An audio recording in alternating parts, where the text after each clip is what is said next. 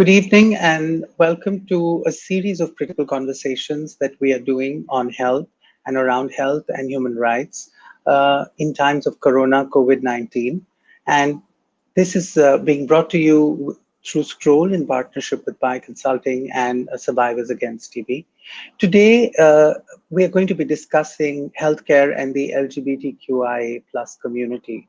आज हम बात करेंगे हेल्थ केयर की और उसमें जो हमारे सेक्सुअल माइनॉरिटीज हैं हिंदुस्तान में और उसमें उनका क्या हिस्सा है और उनको किस तरह हेल्थ केयर मिल रही है उसके बारे में हम बातचीत करेंगे। ये महीना इंटरनेशनल प्राइड वीक माना जाता है जिसमें सारे विश्व में सारी दुनिया में हम सेक्सुअल माइनॉरिटीज की प्राइड को सेलिब्रेट करते हैं। हिंदुस्तान में एक कोई पर्टिकुलर डेट नहीं है प्राइड की। We do not have a particular date in pride. Bombay celebrates it at a different time, Delhi celebrates it at a different time, cities across the country celebrate it at different time.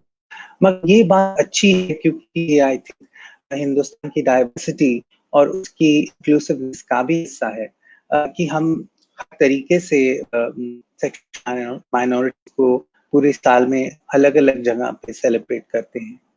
मगर आज क्योंकि कोविड-19 का दौर है और पूरा विश्व इससे लड़ रहा है, ये सोचना जरूरी है कि जब हम एक्सेस और जब हम हेल्थ केयर एक्सेस खासकर की बात करते हैं तो उसमें LGBTQIA+ कम्युनिटी का क्या हिस्सा रह जाता है, वो किस तरह इस केयर को एक्सेस कर सकते हैं, खासकर क्योंकि जब उनको इस हेल्थ केयर को एक्सेस करने में शुरू से ही क्या कई तरह की मुश्किलें आती रही हैं। Have they been facing a lot of discrimination or a lot of access issues right from the very beginning?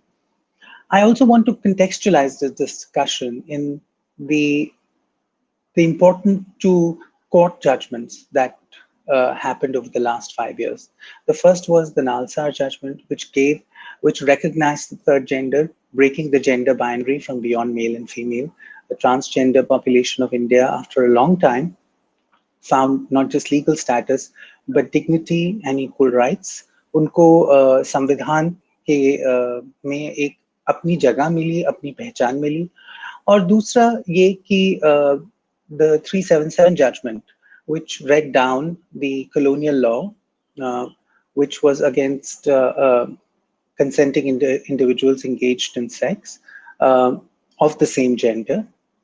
So largely decriminalizing homosexuality and giving equal rights to a significant population in India. मतलब कि 377 का जो judgement था ये बहुत ही महत्वपूर्ण judgement था।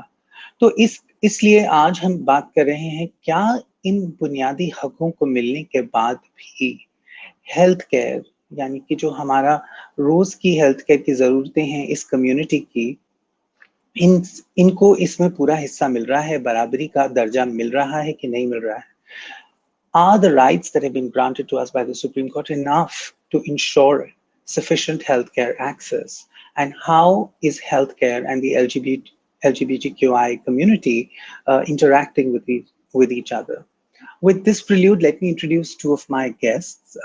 First, let me welcome Rudrani Chhetri, who is the director of Mitra Trust and works with a large community, with the LGBTQI community, but particularly is a trans rights activist, speaks on behalf of sexual minorities across India.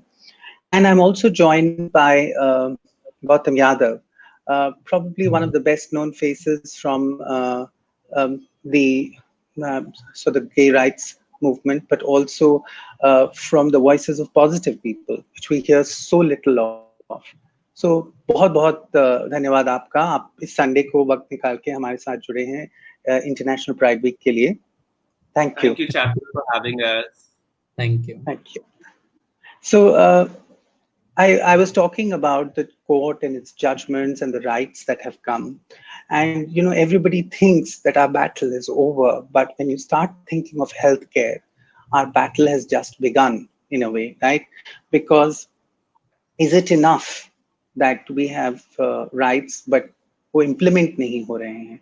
क्योंकि जब एक trans individual, for instance Rudrani, मैं आपसे पूछूंगा, जब हमको legal status मिला, हमने अपनी ट्रांस कम्युनिटी को लीगल स्टेटस दिया है, मगर जब एक ट्रांस इंडिविजुअल हेल्थ केयर अपनी अपनी हेल्थ की जरूरतों को पूरा करने जा रहा है या जाती हैं, उनको क्या मुश्किलों का सामना करना पड़ता है? What are the challenges that they face?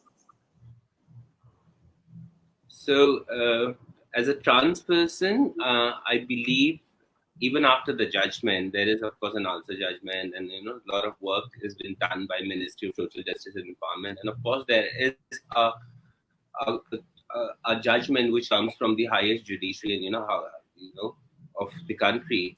And may especially be, I live in Delhi, and where if I live in Delhi, living in right in the capital of my country, I don't see things happening and getting implemented in reality. It is just a judgment which has come, and I don't get to see a lot of work, especially in the case of health around.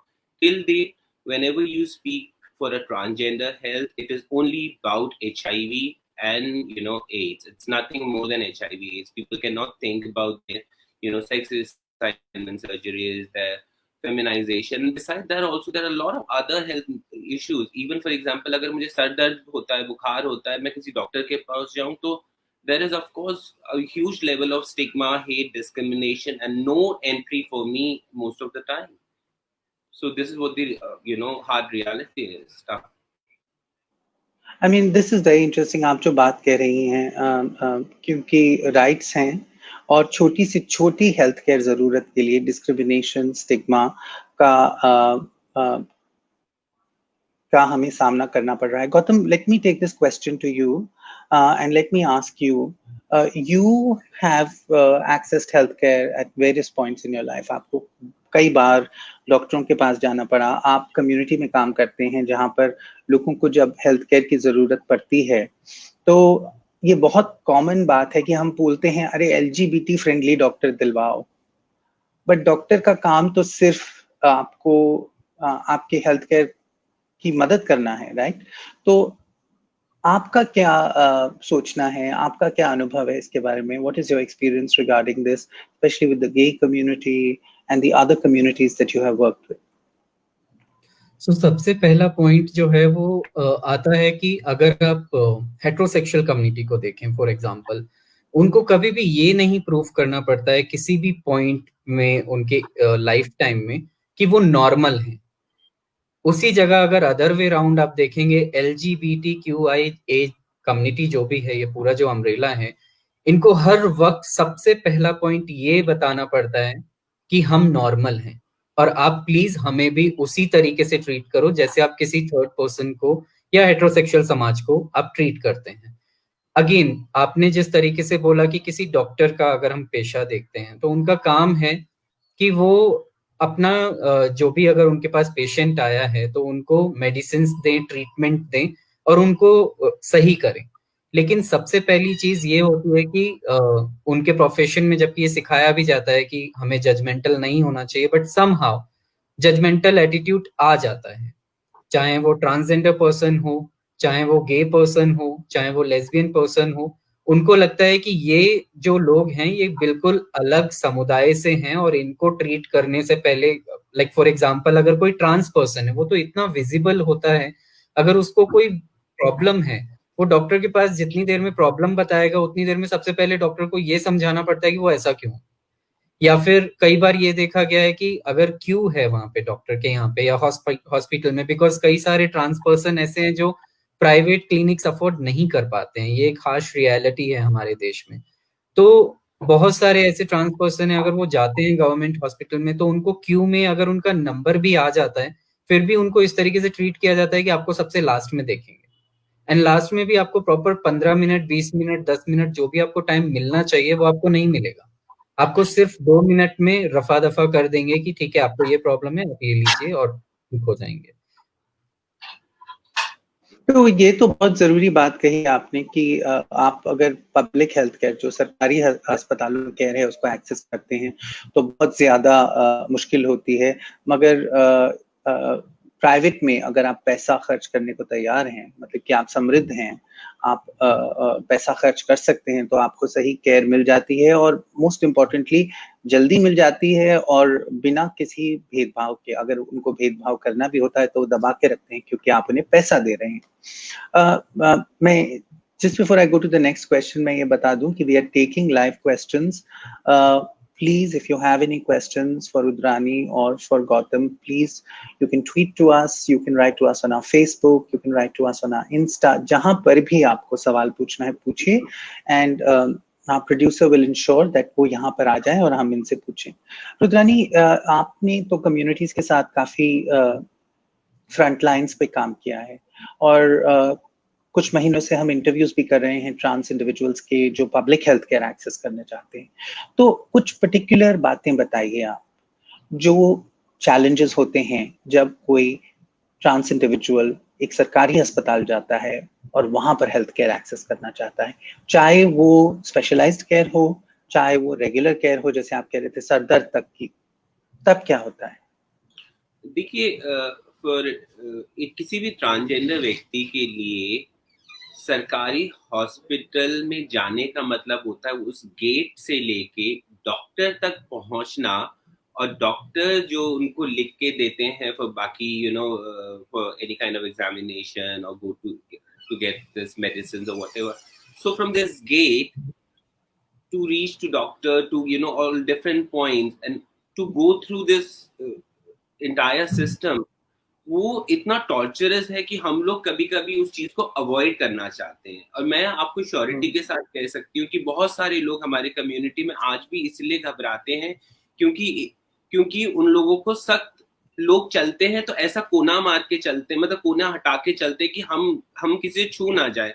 Of course we understand this, that it is a crowded place. फिर लोग मजाक उड़ाते हैं, उसके बाद ward boys, फिर nurses, सबको फिर जानना होता है. whereas if I'm a patient and I do have a problem and I want to keep it confidential and not make it public, everybody is interested to so interested to understand क्यों आपको क्या हो गया, आप क्यों आए हो, आपको क्या जरूरत है, as if like that we are totally treated as somebody who do not deserve any kind of health facilities or any kind of help. उनको लगता है हमको होना भी नहीं चाहिए था इस जगह में, आप इधर आए हो तो बाकी लोगों के लिए थोड़ा एक्साइटमेंट हो गया और कुछ नहीं है. बहुत मुश्किल हो जाती है कि कुछ छू दिया तो वो लोग साफ मना करते हैं कि अगर पानी भी पीना है तो अक्सर मैंने एक बार देखा कि एक पेशेंट जो हमारे यहाँ की थी, हमने रेफर किया, वो गए, बहुत गर्मी का समय था, जून का महीना, अब उनको पता नहीं था, शायद वो डॉक्टर का एक ग्लास था, उनको नहीं करना था, पर उस ग्लास से उन्होंने पानी पी लिया क्योंकि वो बहुत घबराई हुई थी. उस डॉक्टर ने इतना तमाशा किया, उनको बाहर निकाल दिया, फिर वहां बुलवा के सारी सफाई करी. So this kind of treatment is really ill for anyone, and she has spoken about it everywhere, which means community में जब ये बात फैलती है कि एक डॉक्टर पढ़ा लिखा आपके साथ कैसा भेदभाव कर रहा है, तो it is affecting a larger community. Yeah. No, I think this is a really, thank you for bringing these examples up, because these are not the nicest stories to hear, but they are so important that we hear them. Because Gautam, I want to turn this question over to you as a gay man, as an openly gay man. You have often spoken about the challenges that you have faced in accessing healthcare.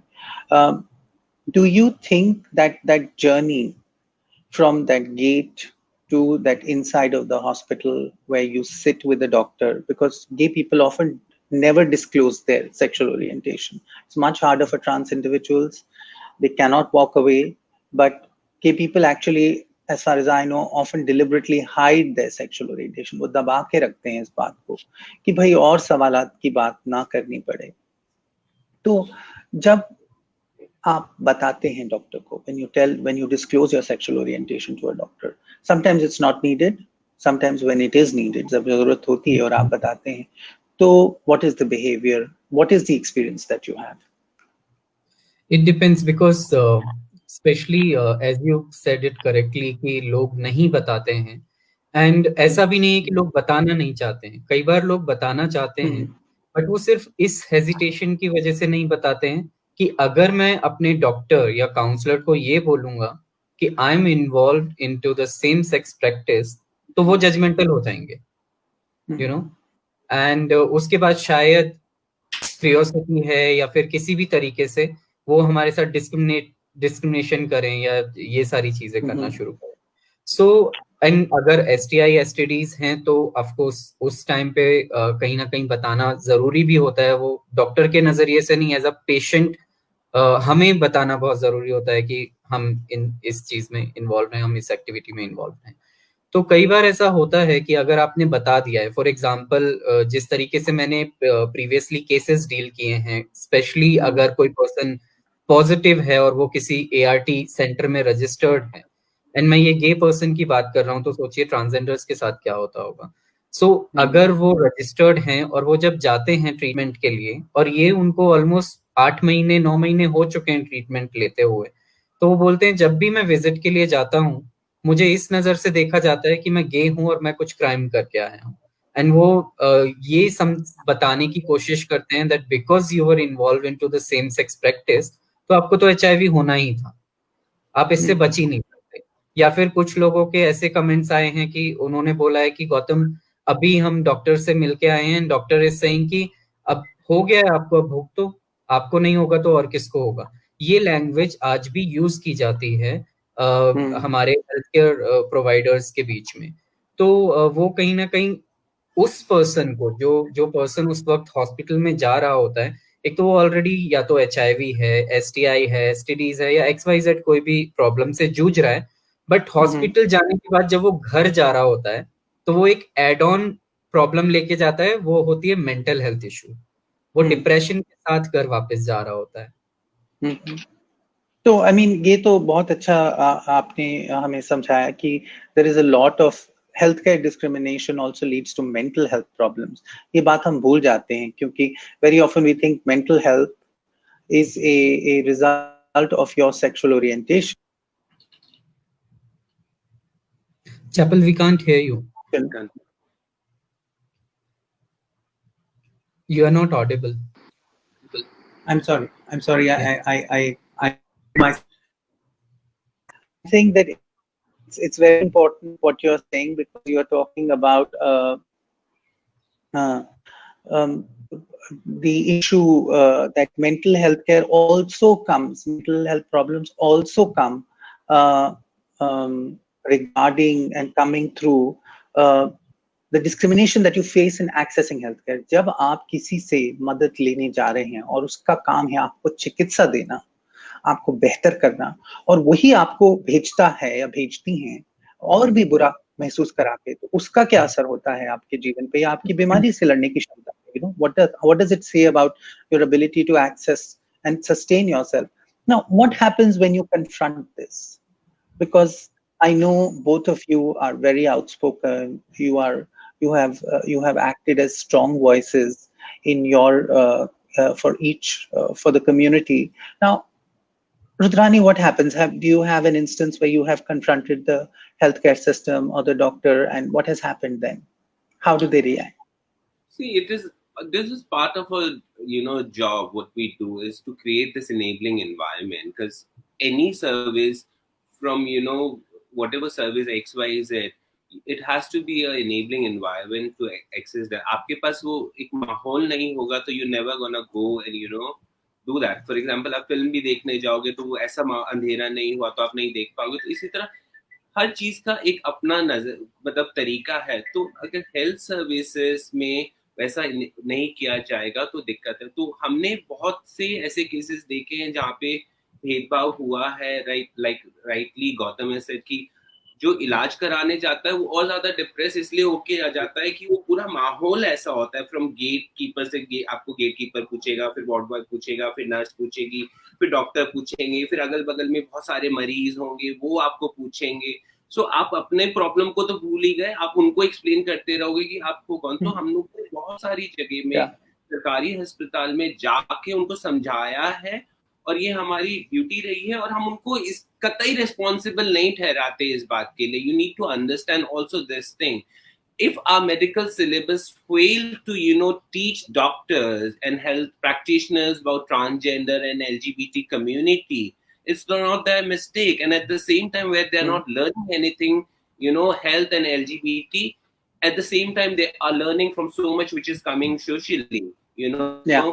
to reject them, not like them, they are alien, they are gothic, whatever example. So ये mixed combination हो जाता है, तो ये बहुत dangerous है. Whereas humanity ground up in general देखो तो डॉक्टर का काम है कि आप भूल जाओ आप किस रंग के हो, जाति के हो, धर्म के हो, लिंग के हो, आपको उसको इलाज करना बहुत जरूरी है. पर जैसा माहौल कर दिया है वो प्रॉब्लम है. तो हम उनको जाके समझाते हैं कि आप शायद भूल गए हो, पर ये तरीके हैं. आप मतलब बहुत डॉक्टर बहुत इंसेंसिटिव होते हैं. अगर मैं इस तरीके से लग रही हूँ, दिख रही हूँ, और मुझे कोई डॉक्टर पूछे कि हाँ तुझे क्या हो गया, तू बता, मतलब using a male pronoun for me, I may not like it, because my dignity, my respect is at top most for me, at any point of time. तो हम जाके समझाते हैं कि क्या तरीका है, किस तरीके करना चाहिए, मान जाते हैं. और मैं ऑनेस्टली बोलती हूँ उनकी गलती नहीं है, गलती सिस्टम में है कि हम उनको सिखा और पढ़ा नहीं पाए. I mean, this is a very important point, because why do we blame the doctors? Because in the government system, the doctors are anyway overburdened, and till we teach them, give them the background and knowledge. Gautam, do you agree with this? That I mean, also as a positive person, I mean, institutionally and educationally, we teach people to discriminate in the medical system. I mean, today in America, there is so much happening around Black Lives Matter. We often forget that there are other communities also. I mean, in India, we rarely mention Trans Lives Matter. But the truth of the thing is कि it's also institutionalized. हमने सिखा दिया इनको discrimination. आपका क्या सोचना है? यहाँ पे 2-3 पॉइंट और ऐड करना चाहूंगा. जैसे कि स्टार्टिंग में रुद्रानी ने बहुत अच्छे तरीके से समझाया था कि सिर्फ आपके पास जजमेंट का कॉपी होना वो एक बड़ी बात नहीं है, क्योंकि जब जजमेंट का कॉपी नहीं था, काम तब भी होता था. HIV के ऊपर तब भी हम लोग काम करते थे, मेंटल हेल्थ के ऊपर तब भी काम करते थे. The problem is, I feel कि दोनों तरफ से जो शेयरिंग होना चाहिए. फॉर एग्जाम्पल, अगर हम कम्युनिटी से हैं तो कम्युनिटी में भी बहुत सारी चीजें हैं जो लैक ऑफ नॉलेज है, हम माने या ना माने. सिमिलरली अगर डॉक्टर्स हैं, उनके साथ भी बहुत सारी लैक ऑफ नॉलेज हैं. उनको भी आज के टाइम पे अगर आप देखेंगे, इतने लॉ पास होने के बाद, राइट टू प्राइवेसी है, नालसा जजमेंट है, 377 है, उसके बाद भी अगर आज उनको ये पढ़ाया जाए उनके एजुकेशन में कि होमोसेक्सुअलिटी जो है वो ठीक नहीं है, ये एक बीमारी है, तो कहीं ना कहीं हमारा सिस्टम फेलियर शो करता है उस चीज को. साथ ही साथ अगर आप एक चीज और देखेंगे, कई बार ऐसा होता है और ये भी हमेशा नहीं होता है, लेकिन कई बार ऐसा होता है कि if you are a known activist और आपको लोग जानते हैं, तो आपको मैडम और सर करके आपको ट्रीटमेंट मिल जाएगा आराम से, आपके साथ भेदभाव नहीं होगा. But this comes for the people who are at the grass root level, and sometime तो हम लोगों को भी नहीं छोड़ा जाता है. Like for example, when I went to the Safdarjung hospital for PCL rupture, तो बिकॉज मैंने मेरे हिस्ट्री ऑलरेडी बता दिया था डॉक्टर को दैट आई एम पॉजिटिव, तो जब मैं लैब टेक्नीशियन के पास पहुंचा तो उसने जल्दी जल्दी 2 ग्लव्स पहने अपने हाथों में, and then he withdrew my blood. And I was surprised. I was like यार, किसी के चेहरे पे थोड़ी लिखा है दैट पर्सन इज पॉजिटिव. अगर आप सिर्फ मेरा पढ़ के और मेरे लिए आप ग्लव्स पहन रहे हो, तो पीछे जो 50 लोगों की लाइन लगी हुई है, and you know the burden in the government hospital, हो सकता है उनमें से किसी को HIV हो, फॉरगेट अबाउट HIV, कोई STI STD हो, व्हाट विल यू डू? सो ये चीजें आज भी, and correctly said bye Rudrani, कि कहीं ना कहीं वो एजुकेट करने की या सेंसिटाइजेशन वर्कशॉप्स की जरूरत है, जो कि हम टाइम टू टाइम करते भी हैं. बट ये तो हुई बड़े शहरों की बात. We are sitting in Delhi and talking about it, and Delhi is more open. Delhi is where these judgments were passed. Delhi, we have a long history of working with HIV, on HIV/AIDS, with even the police. Actually, even the police was sensitized from 20 years ago. तब से बात हो रही है दिल्ली के माहौल में कि कैसे करना है. What happens in smaller cities? शहरों में क्या होता है? क्योंकि वहाँ पर तो इतनी ऑर्गेनाइजेशंस नहीं हैं, इतनी एक्टिविस्ट नहीं है, और कभी कभी समझ बूझ भी नहीं होती लोगों को, कभी कभी ये रियलाइज ही नहीं होता कि उनके साथ डिस्क्रिमिनेशन हो रहा है, वो एक्सेप्ट करने लगते हैं. What do you think, Rudrani? How does it work at the grassroots level then? See, sometimes I see things from both these sides, Sometimes I feel good about, people from small places. There are a lot of examples in the small places, villages, some northeastern places or some other part of, our country. They are transgender people, their expression and, who they are is really not discriminated, and they accept them very nice. So they don't have any problem. But and what we have done is, we have formed this national network of sexual minority, which we call InfoSem. So all the people all across India, from all sexuality and, all gender, especially, LGBTIQ, we all are members of it. So we know our ways, how to reach them and they to reach us. So of course, there are Facebook page and the other page and, different way of communication. We're trying to help them. But at the same time, there is a difficulty because you don't have resources. Because, when I speak of health is also about, not only, your physical health, but your mental health, your emotional health, your economical health, your social health. So somebody who likes, wants to look pretty per se, in some remote town or, place of some village, she will come to Delhi to get her laser, therapies for hair removal therapies and those other kind of stuff. So of course there is a problem for them, traveling and those kind of thing. But we do have a very strong, or or in process of, our mechanism to build this more stronger so that we can reach out to, each and every person who needs this support. But yes, I agree to what you say, that there is a problem, of course, and people do not have right kind of information because, जहाँ से भी बात सुन लेते हैं, उठा लेते हैं, वो बिलीव करते हैं. एक समय पे हमने भी किया था. मेरे समय पे ऑनेस्टली गूगल नहीं था, इंटरनेट नहीं था, तो मेरे को कोई दिन मिलता था तो मैं उससे पढ़ के अपना ज्ञान बढ़ाती थी. But thank God things are happening now and we are able to reach out thanks to this network which is already existing now. Okay.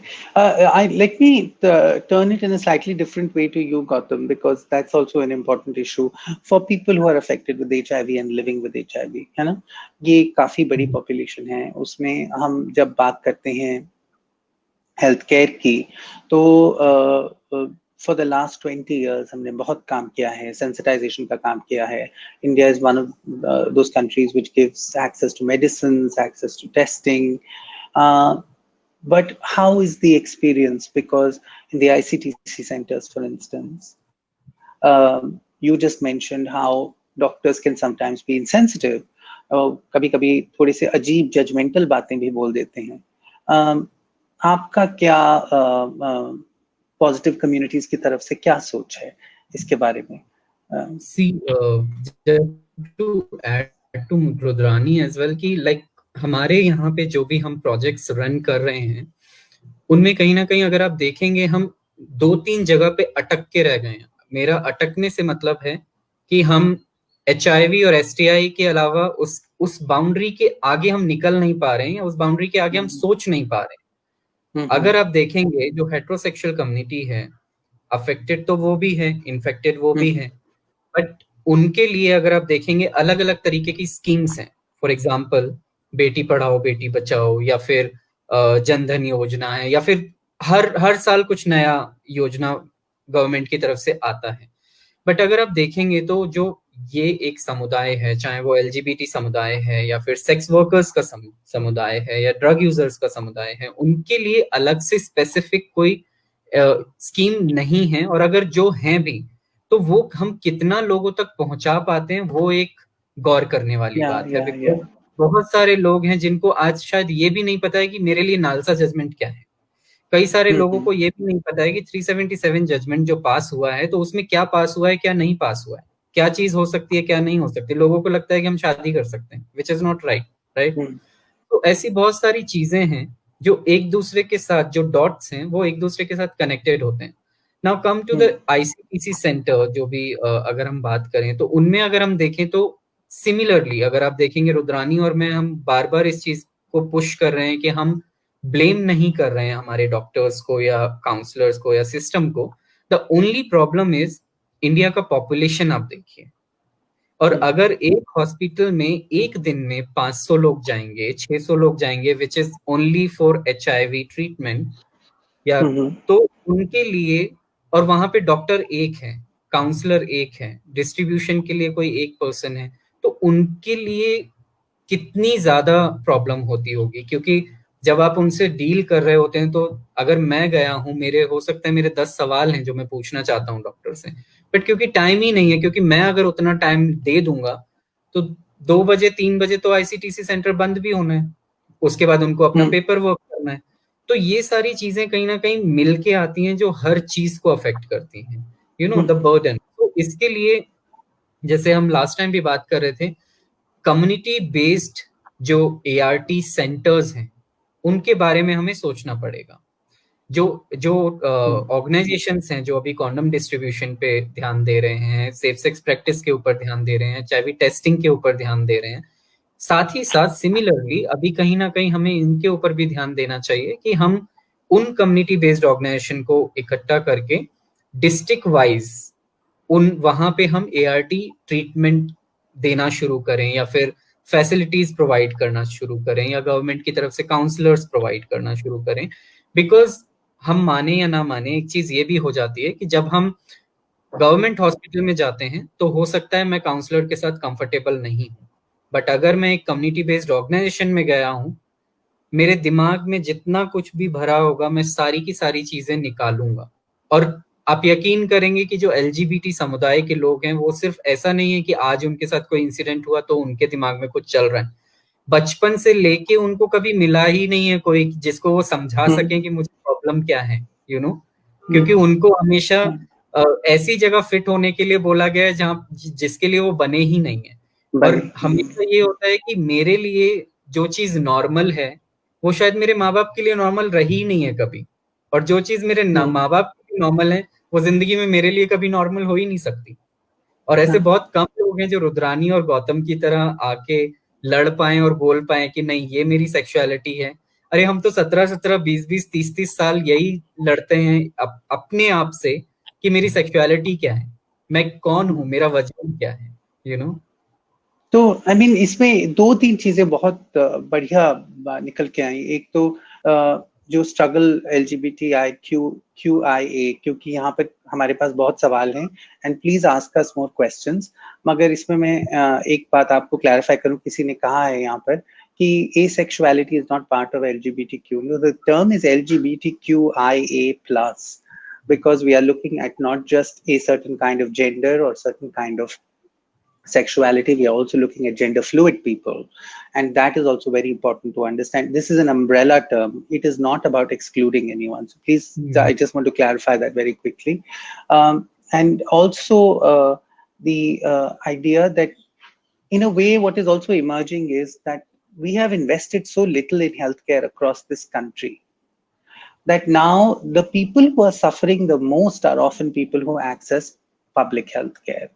And in that, an even more suffering, or rather a more marginalized community, is the LGBTQIA, because like you rightly said, doctor kam hai, staff kam hai, timing kam hai, infrastructure kam hai, तो फिर उसमें आप कितना complain करेंगे। Equality, आपको services मिल जाती हैं, कभी कभी आप उसी को देख के खुश हो जाते हैं। एक सवाल जो आप दोनों ने उठाया है, which I want to ask, but before that let me just remind our audience, thank you for all these questions, we're going to take them up, please send us more, we will take each one of your questions. The important thing is that we don't talk enough about mental health in the LGBTQIA community. When we start talking, and Rudrani brought it up and you also brought it up, we keep saying, "Arey, isko ART services nahi mili, isko ye nahi mila, isko wo nahi mila." But what are the mental health consequences of not having access to good health care? Because I'm not even talking of denial of care. I am saying when you have to struggle to get good health care. Because you can, so many times during the HIV crisis, we heard of doctors who used to give injections randomly, God knows if they were even doctors, who used to say HIV का cure है मेरे पास, आके दवाई ले लो. You know, I work a lot on tuberculosis. Even now, for everything that we post on social media, नीचे somebody writes, I have an Ayurvedic cure for tuberculosis. I have an Ayurvedic cure for HIV. And, you know, for someone who is struggling, must be a difficult thing. So, Rudrani, what happens? What is the mental health impact of not having access to good health care for the community? See, this is very painful for me because till now, how I see health in my community is only HIV and giving, condom, and this can save your life, and nothing is going to happen Yeah. you besides this. But how, and also the community not realizing, the kind of suffering they're going through is just because of mental health. Because there is survival, of course. You need to survive. You're earning through you begging, doing sex work, or a lot of other things. You have been rejected from the family. Most of the time, there is clash within community also. So, how I have seen, because I have not seen much of a reports, but the bad and the most saddest part of this, I have seen people dying, people committing suicide. People are not happy. Every time there is an attempt of killing themselves, people doing substance abuse. There are a lot of people I know personally, my friends, they are taking this hardcore drugs, which is absolutely shit, very expensive, and which is destroying their life. They are awake for 24 hours, and then again they go to work, then again they are, so it is just because of mental health. They've been not able to talk about how they feel, who they are, what are their requirements to anyone, and nobody understands this. So for me, the mental health on the major impact and consequences in a negative way is person whom this person fought for entire life to get this identity. At the end, she loses it. She loses everything, which is I've seen my friend of my age, even younger than me, called she's not dying just because there was nobody, no men, nothing was available to help her. I mean, this is a very emotional issue because I think between the three of us, we have all watched people die at some point in time. People either we know or people who reached out for help, and there was nothing except some community organizations that we could refer them to. And we don't talk about suicide enough. We don't talk about drug use enough, isn't it? Because right now, when we talk of healthcare, there is an epidemic of drug use in the trans and the gay and the LGBTQI community.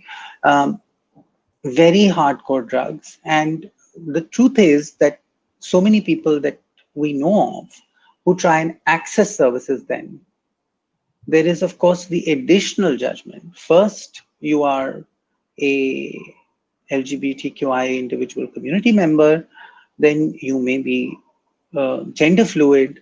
And the third, but more importantly, the most judgmental thing is you do use drugs. So, Gautam, what do you think about that? I mean, this additional stigma and drug use and the interaction with mental health. See, again, the thing is, अगर मुझे आज fever हुआ है, I might tell my parents that मुझे fever हुआ है. मेरे friend को मैं बता सकता हूँ मुझे फीवर हुआ है. But the moment आप ये बोलते हो कि look, मेरे को एक ऐसी प्रॉब्लम है जो मुझे समझ में नहीं आ रहा है, मैं डिसाइड क्या करूं, या फिर मैं सुसाइडल टेंडेंसीज से जूझ रहा हूं, तो लोगों का, ज्यादातर लोगों का, जरूरी नहीं है सबका ऐसा रिएक्शन हो, बट ज्यादातर लोगों का ये रिएक्शन होता है, तो पागल हो गया है क्या, ठीक हो जाएगा. ज्यादा लोगों को बोलना नहीं, वरना लोग तुझे कुछ भी बोलेंगे. हमें ये सिखाया ही नहीं गया है कि मेंटल हेल्थ जो है वो भी एक हेल्थ रिलेटेड प्रॉब्लम है और उसके बारे में हमें बात करनी पड़ेगी. So that is one thing जिसकी वजह से लोग बात नहीं कर पाते हैं, आगे नहीं आ पाते हैं. I forgot my another point, but अगर याद आएगा तो I add on. Let me actually ask you this question very briefly, because I think we're getting more and more questions and I want to address this one. When you know जब आपको पता है कि आपको mental health issue है, या आपके दोस्त को मेंटल हेल्थ इशू है, या आपके कम्युनिटी मेंबर को मेंटल हेल्थ इशू है, और आप उनको रिफर करते हैं हेल्प के लिए, how challenging is it? Because one of the big problems is that India में एक तो पहले काफी बहुत कम साइकोलॉजिस्ट एंड साइकाइट्रिस्ट हैं, और दूसरा उनकी खुद की समझ, क्योंकि आप याद रखिए अभी ही केरला की एक कम्युनिटी मेंबर हैं जिनको उनकी फैमिली ने कन्वर्जन थेरेपी में फोर्स किया था, और वो कन्वर्जन थेरेपी एक इंस्टीट्यूशन के थ्रू हुई थी। तो कन्वर्जन थेरेपी हम अलाउ कर रहे हैं, हम लोगों को इक्वल राइट्स भी देना चाहते हैं, हम ट्रांस इंडिविजुअल्स को एज सिटीजन्स भी रिकॉग्नाइज करना चाहते हैं, बट हम कन्वर्जन थेरेपी भी अलाउ कर रहे हैं। मतलब कि ये क्या चल रहा है यहाँ पर? ये बहुत जरूरी हो गया बात करना, क्योंकि इसके दो हिस्से हैं। कन्वर्जन थेरेपी तो बाद में आपको बोलूंगा कमेंट करने को, मगर पहले जब हम मेंटल हेल्थ सर्विसेज ढूंढते हैं तो LGBTQIA plus mental health friendly mental health services आसानी से मिल पाती हैं? Rudrani, just let me ask with you, start with you on this. So इस सवाल का जवाब मैं ऐसा दूंगी कि कन्वर्जन तो बहुत ऐसा है, मैं तो यहाँ तक मतलब बहुत सारी ऐसे इंसिडेंट है जहाँ पे सेक्सुअल अब्यूज हुआ है ये समझ के कि यही इसका एक उपाय है, so that you don't go out and do nonsense thing and we gonna ensure that you get whatever, so blush it. But उसके डिसाइड जो आप कह रहे हो ना, एक friendly and understanding mental health services we are lacking, and to be very honest it's sometimes I say I'm a labeled activist. I don't self identify myself an activist, but just because what I do, even I go through depression, and it is okay. All what you need to do is find somebody you can get help from, and the support system is really pathetic at this point of time, where we are talking about even a journal bimaris where people are not getting help, mental health ये अमीरों की बीमारियां हैं। The whole idea about mental health is first ये अमीरों की बीमारी है, कुछ नहीं हुआ हमारे यहाँ से जाएगा, और दूसरा ये किसी को बताना मत वरना लोग तुझे कोट कर देंगे तू पागल है। सो इसी के लिए तो है भी नहीं। I mean, this is a very interesting thing, because first access is difficult for LGBTQIA plus friendly services. Then expense. Who is going to afford a psychologist or a psychiatrist where every visit sets you back 2,000, 3,000 rupees? I mean, 2,000-3,000 रुपए की बात कर रहे हैं हम हर visit के लिए। तो अगर आपको महीने में 2 विजिट चाहिए तो 6,000-6,500 रुपए चाहिए आपको, और उसके बाद उसके बारे में बात करना भी मुश्किल हो जाता है। गौतम, आपके एक्सपीरियंस में ऐसा हुआ है, और उसमें क्या करते हैं, क्या सुझाव हैं आपके? As you correctly mentioned, that was one of my point कि अगर कोई हमारे पास आया है, फर्स्ट ऑफ ऑल हम सफर में हमारे खुद के काउंसलर्स हैं, साइकेट्रिस्ट हैं, जिनके साथ लोग फोन पे भी बात कर सकते हैं। बट अगर जैसे मुंबई में है तो, लेकिन अगर दिल्ली के लिए किसी को चाहिए होता है तो अगर हम कहीं पे भेजते भी हैं उनको, तो वही प्रॉब्लम आ जाता है कि एक सेशन का 1,500, 1,800, 2,000 कहाँ से देंगे? अगर मैं एक महीने में ही सिर्फ 8,000, 10,000 रुपए कमा रहा हूँ या कमा रही हूँ, तो मैं कैसे 3 सेशन पे 6,000 रुपए खर्च कर सकता हूँ? देन अगेन घूम के प्रॉब्लम वहीं पे आती है कि फ्रेंडली होगा वो पर्सन या नहीं होगा। अगर मैं जाके हिम्मत करके मैं बोल भी दूं कि ये प्रॉब्लम है जिससे मैं जूझ रहा हूँ या जूझ रही हूँ, तो हमें नहीं पता कि उस इंसान का क्या रिएक्शन होगा, अनटिल एंड अनलेस कि हमारे पास ऑलरेडी पहले से एक्सपीरियंस हुआ है या हमने कुछ लोगों को भेजा है जिन्होंने अच्छा एक्सपीरियंस किया है। तो ये भी एक प्रॉब्लम है कि लोग नहीं जा पाते हैं और लोग कहीं ना कहीं ट्रस्ट नहीं कर पाते हैं। अब अगर हम बार बार जिस चीज को हम फोर्स कर रहे हैं वो यही है कि अगर मैं LGBT समुदाय से हूं तो मुझे कहीं ना कहीं लगता है कि मैं LGBT समुदाय के ही किसी पर्सन के पास जाऊं। मैं नहीं मुझे नहीं हो पाता है कि मैं किसी ऐसे पर्सन के पास जाऊं जो उस कम्युनिटी से नहीं है।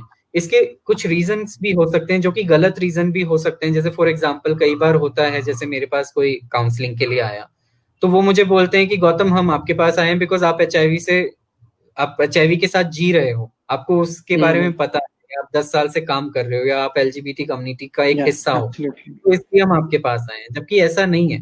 कोई दूसरा पर्सन जो एलजीबीटी समुदाय से हो सकता है, बट हो सकता है मेरे जितनी ही उसकी भी एचआईवी को लेके नॉलेज हो, लेकिन जस्ट वो कनेक्टेड फील करते हैं क्योंकि मैं भी पॉजिटिव, तुम भी पॉजिटिव, तो इसलिए मुझे तुमसे ही बात करनी है। सिमिलरली कई बार होता है कि लोग जब ऑफिस में आते हैं और उनके साथ जब फर्स्ट काउंसलिंग अगर हुआ है, और ये काउंसलिंग जैसे मैंने किया है या मेरे कलीग ने किया है, तो कई बार होता है जो क्लाइंट्स होते हैं वो अटैच्ड हो जाते हैं। लाइक अगर मेरे साथ फर्स्ट सेशन लिया है, मैं उनको बोलूंगा सेकंड सेशन के लिए आप मेरे दूसरे कलीग के पास जाओ, वो प्रेफर करेंगे कि वो सेशन में ही ना आए रेदर देन कि वो दूसरे के पास जाएं। उनको लगता है नहीं, हमें उनके पास नहीं जाना।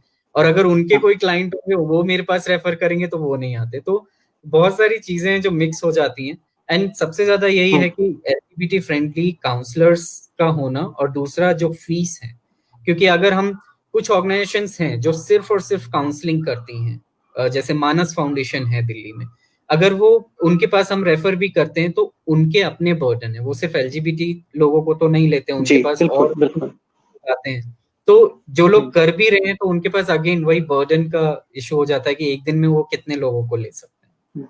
I mean, again, इस मामले में मैं आपका एक बात मेंशन करना चाहूंगा. There is an organization called the Mariwala Mental Health Initiative, which works specifically on LGBTQIA. They run a helpline. They give support. They give individualized sessions. तो अगर आपको उनका mental health issues हो रही हैं और आप हमारे समुदाय से हैं, तो आप उनसे जुड़ सकते हैं. वो रीजनल भाषाओं में भी काउंसलिंग देते हैं, तमिल में देते हैं, मराठी में देते हैं, हिंदी में देते हैं, मेरे ख्याल से बंगाली में भी देते हैं, बांग्ला में भी देते हैं. तो कुछ तो शुरुआत हो सकती है. और उनके ज्यादातर जो काउंसलर्स हैं वो एलजीबीटी फ्रेंडली हैं, उनको खासकर इसमें ट्रेन किया गया है. So there are certain services available, but this is one initiative, and that's very important to remember. India is a very large country with many languages, so there's a start, but it's not often not enough. Ashna is wanting to ask us a question. They say both in Indian law and discourse, the health needs of intersex persons tend to be marginalized. This is a very important thing. Could the panelists please shed light on the steps we can take to mainstream the health needs of intersex people? I mean, it is often said, and this was अभी पूछा भी था किसी ने, आपने A क्यों नहीं include किया है? हमने ये इंक्लूड किया है. अगर आप हमारी अनाउंसमेंट देखें तो उसमें I भी इंक्लूडेड है. तो do we forget the health needs of intersex people? And if we do, what do we need to do? Rudrani, if you could talk about it. Okay. So, when we talk about identities are something which, you self-identify yourself and you cannot label people about, identity. So, of course, we work with, all section of people, but intersex people are very less, very, not many in number. And this is why the problem is, they have been not able to voice their opinion, and whenever there is a need of, representing, being in part of a consultation. So there is not much, and I'm not the right person to say anything on behalf of intersex person, because I've not gone through this entire journey, and it will be very difficult for me. But my request is, like how the trans man, now they are visible, they're coming out, they're talking, if in comparison to you go 5 years and 10 years, ago. So there is need of more trans intersex person representation, so that we can,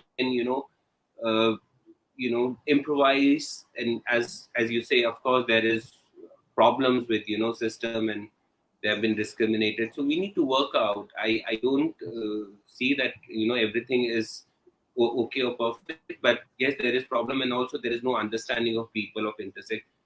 The time intersex child is born, till date in India, it is believed that hijra paida ho gaya, hijra paida ho gaya, hijra paida ho gaya. That's the key.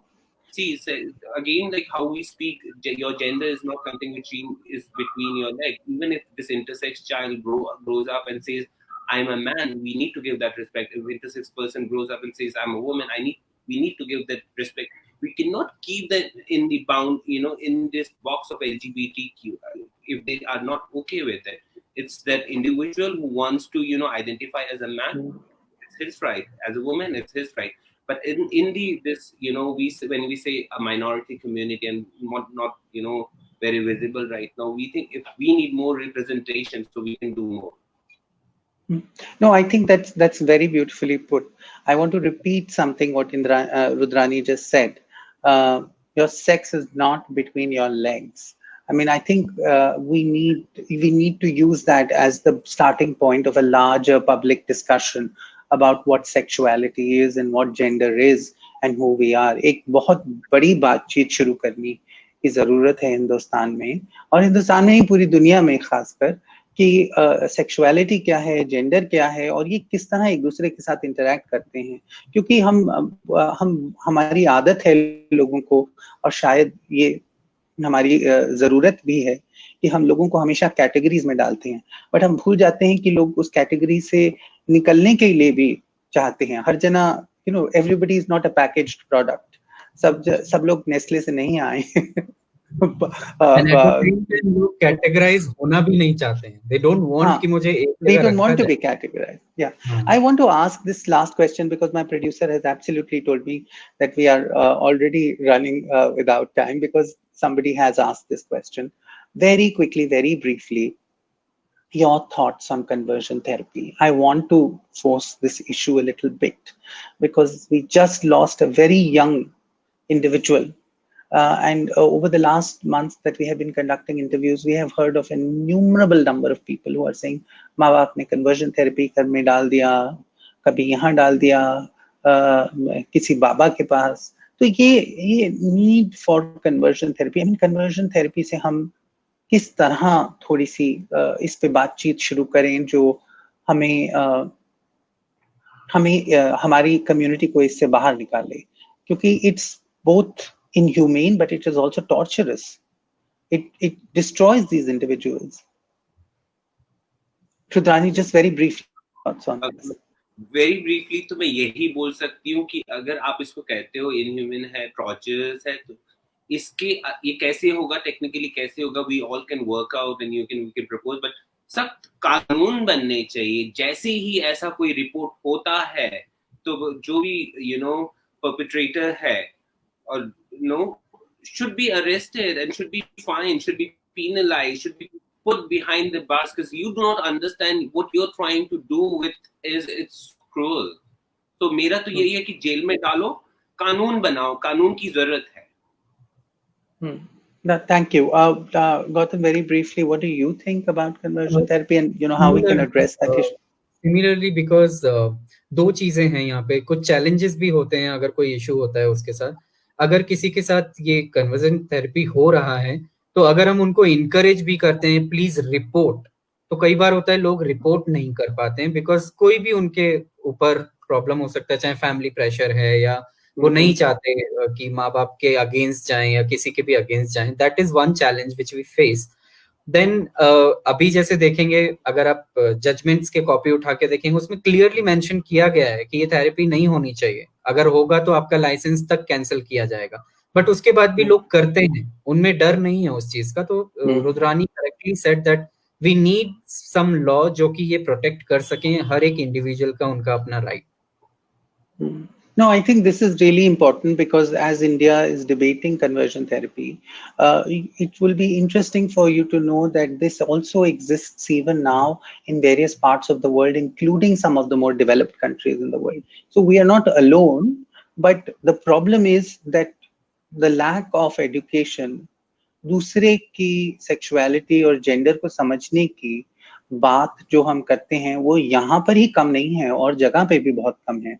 और क्योंकि ये कमी है, क्योंकि हम अपने बच्चों को एक जेंडर और एक सेक्सुअलिटी के बारे में कभी खुल के बात करते नहीं हैं, ना अपने घरों में ना अपने स्कूलों में, तो then we perpetuate incorrect notions. We perpetuate what is normal and what is abnormal, and then when anybody falls between the normal and the abnormal, we immediately label them abnormal and we want to fix them. लोगों को ठीक करने की बड़ी चाहत है. को ठीक कर लेना चाहते हैं लोग। आप तो इसको इस इसमें तरीके से भी देख सकते हैं, for example like just 1 minute, अगर मान लीजिए जो रेप केसेस के बारे में हम पढ़ते हैं या हम किसी भी इशू के बारे में अगर हम पढ़ते हैं, हम में से भी कितने लोग हैं जो घर में अपने बच्चों को गुड टच बैड टच के बारे में बताते हैं? हम बात ही बिल्कुल नहीं कर पाते। सेक्स, सेक्सुअलिटी, जेंडर जैसे जो चैप्टर हैं वो स्कूल में ही ऐड होने चाहिए ताकि बच्चे सीख सकें। और हमेशा हम जो बोलते हैं कि लड़कियों को ही क्यों बताया जाता है कि उनको इतने बजे के बाद घर से बाहर नहीं जाना है या फिर ये नहीं करना है, लड़कों को भी तो सिखाओ कि ये चीज नहीं करनी चाहिए या ये करनी चाहिए। तो कहीं ना कहीं वो सारी चीजें हमें एज अ सोसाइटी अडॉप्ट करना पड़ेगा। एंड ऑल्सो ये अभी हम जेंडर सेक्सुअलिटी की बात कर रहे हैं, बट ये समझिए कि इसका एक रिश्ता है हेल्थ केयर से। कैसी हेल्थ आपकी है फिजिकली और मेंटली, कैसी हेल्थ केयर आप एक्सेस कर पाएंगे, आपकी इकोनॉमिक हेल्थ से भी इसका रिश्ता है, क्योंकि आपकी मेंटल हेल्थ से ही आपकी इकोनॉमिक हेल्थ ठीक होगी। क्योंकि अगर आप इकोनॉमिक हेल्थ में नहीं, मेंटल हेल्थ फ्रेमवर्क में नहीं है सही, तो आप उस तरह से फंसेंगे, आपकी इकोनॉमिक ग्रोथ नहीं होगी, आपकी फिजिकल चैलेंजेस होंगे, और खासकर जब आपको आगे जिंदगी में चॉइसेस करनी पड़ेंगी तो आप कतराएंगे ये चॉइसेस करने। You will be afraid to make the choices that you want to make, you will be afraid to be who you are, and this is not something that you choose. It is something that is often given to you by society, because society is forcing you into boxes. There is a process of unlearning. We are not trying to blame anyone in the end, because blaming anyone resolves nothing. But this is a process of unlearning that we all have to engage in. We all have to understand that there is a very large LGBTQIA plus, and I'm saying that again, we are not leaving anybody out, community in India, and their needs even within this community are different. अलग अलग जरूरतें हैं लोगों की, और इस वक्त सबसे ज्यादा जरूरत है कि हम इसके बारे में बातचीत करें और सोचें. Thank you so much both for being here. I know you're in different parts. Thank you. Thank you so much. It's a pleasure having you both. Thank you. And thank you all for joining us for this conversation as well. Take care and see you next week.